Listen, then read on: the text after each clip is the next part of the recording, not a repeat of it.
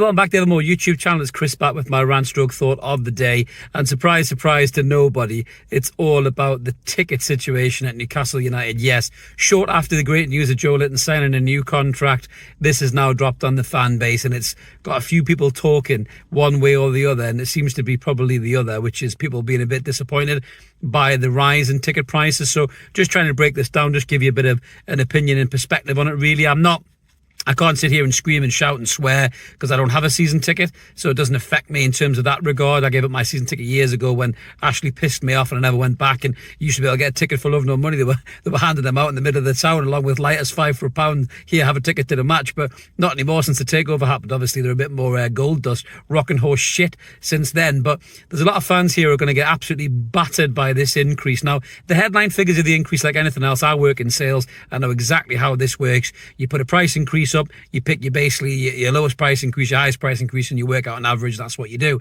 That's what the headline figure is from Newcastle United. They're saying it's a 5% increase on season tickets, and I think Darren Neal's letter has said the average is 3% or something like that. But there's an underlying tone to this. So a lot of fans are on these long-term cheap ticket deals. Now, the increase that they're going to suffer from this is going to be 57%, which is fucking massive for people at any given time, especially during this particular time when the cost of living crisis is so high.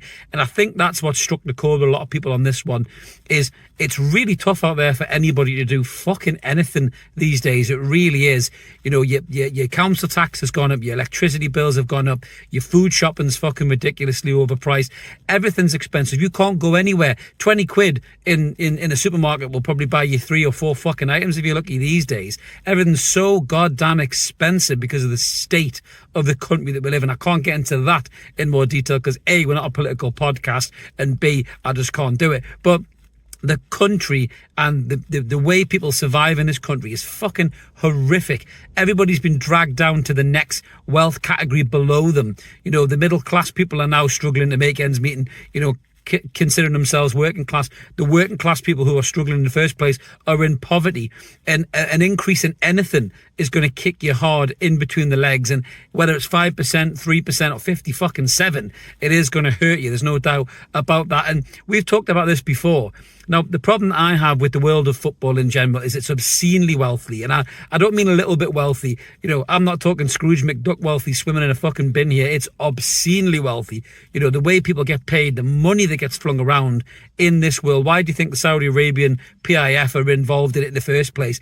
It's there for money. They're very rich individuals. They don't invest in shit things. They're invested in this to make money and turn a profit as well. Football in general, Newcastle United are no different. It's finance first and fans second now, I'm afraid. It's a business first, then a football club. Now, Darren Neal's has got a great way of saying things, great political spin on them. He's a very articulate man. I've met him in person. He's actually a very pleasant fellow as well, to be fair. But he's got that kind of spin about him, that spin doctor element about him, that he can try and spin anything. Now, I will give them credit here because they get a lot of shit and a lot of abuse, but the NUFC, the trust, everybody turns around and says, well, not everybody, a lot of people, you know, in particular, certain types of people, but they say that the trust don't do anything and they're too slow to react. But fuck me, they've come out the traps lickety split on this one, quicker than Miggy Almiron chasing a ball and then losing it on the sideline. That's what they've done. They wrote a letter, a very passionate letter to the club. They've put that all over social media. Darren Neal's has also wrote back to them, which the trust has also shared on social media, and he's applauded their passion and said that, you know, he doesn't take the fans for granted and everything else. But this situation is really going to hurt people. Now, like I say, the realistic terms here, now, we're living in the world of FFP and PSR. The Premier League aren't helping that situation. They've made it abundantly clear how they feel about that. You know, they've made these changes now where the clubs with huge turnover can spend more money in the transfer market on bigger players and everything else as well. You know, so that's going to really help the likes of Manchester United and Liverpool, teams like that. It ain't particularly going to help Newcastle United a great deal because I think our overall turnover was something like 300 million quid or something like that. That's an increase from previous years. We all know how shockingly bad this club was ran from a commercial element under the previous regime, where that fat wanker had rights for his own company in the ground and paid a pittance for that privilege, where we should have been paying thrice, 4 times the amount. So that's cost Newcastle in this modern day PSR FFP model as well. So don't ever forget that, no matter what these fucking idiots say. And you know what? Well done to the club for not letting this fat wanker sell shirts. More on shirts in a minute. But That whole situation hasn't helped us either. This increase is almost inevitable, but it is also uncomfortable as well, because anything going up in price these days is going to stretch your salary even further, and you ain't got a great deal more salary to play with. I was caught up in train strikes earlier on this week. I went away with the family on the train for the day, all going well in the morning, bang, got hit with it between the eyes. And this is people who are looking for a wage increase, I beg your pardon, of over 9%. What you're going to have to find if your ticket's gone up by 57%. You are going to have to seriously look at your finances. And you could have been a season ticket holder for 40 years, never give up, never walked away like some of us done, me included. You've never done that, and you've stuck by this club through thick and thin, and you've been rewarded with a ticket that you now can't afford. And it isn't just the tickets. The new shirts coming out, everyone will be buzzing to get a new Adidas shirt. They'll be expensive. You'll be talking, 80 quid probably for an adult shirt, and you've got the kids' shirts on top of that. Maybe 60 quid. For a family of four, it's going to cost you the thick end of nearly 300 quid to get the shirts in. Then you've also got the midweek fixtures that have changed at the last minute, where you've got to stay over in London for 200 quid a night. Fuck me, I tried to book a hotel in Leeds the other night for work, and it was 250 quid. So never mind London, everybody's at it in terms of getting as much money out of you as humanly possible. So this is the cost of football is really spiraling out of control for the fan. It seems everybody's making money and getting exceedingly wealthy, except for the people in the stands, and then clubs turn around. Newcastle's no different. Talk about atmosphere, talk about wanting that kind of raucous, atmosphere at St James's Park. But unfortunately, if you price out the type of fan that will show up and sing their lungs out from minute 1 to minute 90, even if you're shite and you're getting beat 4-0, if you outprice that person from the game, you will not have the same atmosphere, because Roy Keane said this years ago about the prawn sandwich brigade, and that is where football is heading right now. Darren Eales in his letter, made it very clear on his letter on the website, about the investment into the match day experience, and he talks about the stack and everything else, and everyone will be buzzing on that, I'm sure, as well. That won't be cheap either when you get a beer in there, I'm pretty sure. But the likes of the rooftop terraces and stuff like that, yeah, they look great, but for your average kind of working class fan, are they really going to be able to afford that? Are they really going to be able to attend that experience? I don't think so. So football, unfortunately, is becoming an extremely wealthy passion for a fan to follow. And if you are well off, and you've got a good job and disposable income and you can afford it, then great. Respect to you, enjoy it. You go to the ground, you might sing your lungs out too. I'm not trying to pigeonhole anybody, but if you're really struggling to make ends meet, your council tax has gone up, your bills have gone up, you've got kids that cost a fortune, your food costs a fortune, your car insurance has gone up, whatever it is.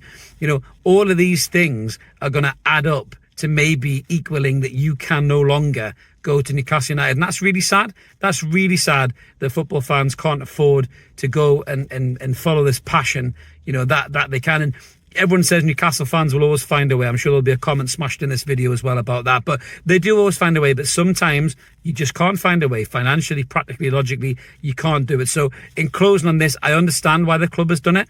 I understand why they've had to increase the ticket costs. It's a business. Everything's gone up in the world. You can't get your food shopping for the same price you got it last year. So this is just a natural inflation and increase in the world of football, no matter how ridiculously wealthy that it is. But I sympathise and I empathise with the fact that this could really push some fans to the exit door, and they may never come back because they won't be able to afford it. Might be great for grassroots, but it won't be good for Newcastle United in terms of fans and legacy fans and everything else, because they just won't be able to afford to keep supporting that team we call United. It's a cost of living crisis. Everybody's feeling the pinch. So any increase was always going to be received negatively by the fan base. And not to mention that Newcastle and the North East as a region is one of the most financially deprived regions in this country, and it has been for a long time, and this is going to hit a lot of people hard. But let us know in the comments below what you think. If you're a season ticket holder, how badly is this going to affect you? Do you think it's nothing? Will you be able to swing it, or will it push you to the exit door? We always like to hear from you guys. Smash a comment in, keep it nice and sweet, no abuse, we don't like that. If you're a prick, we'll give you the flick,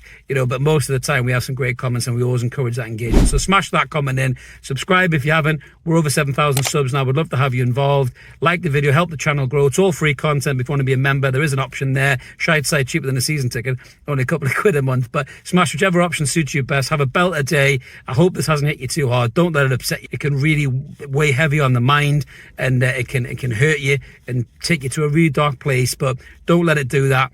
Talk to people about it if you are worried financially about what you're going to do about the game, and just don't bottle everything up. But hopefully you can find a way to keep supporting that team with Cork United. Have a great day, everyone. We'll catch you later. Cheers.